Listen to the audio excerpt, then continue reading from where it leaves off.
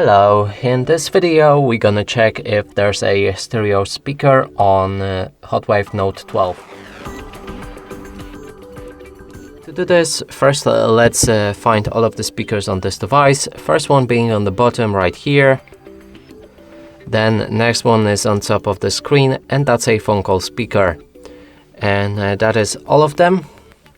To determine if they are stereo speakers, we'll need to play some music and cover each of the speakers with our fingers.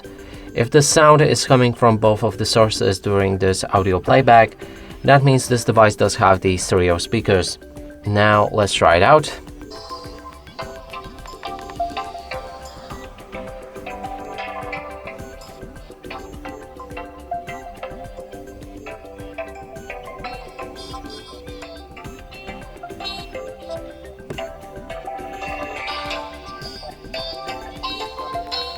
Okay, so the sound was coming only from a bottom speaker, which confirms that this device doesn't have the stereo speakers.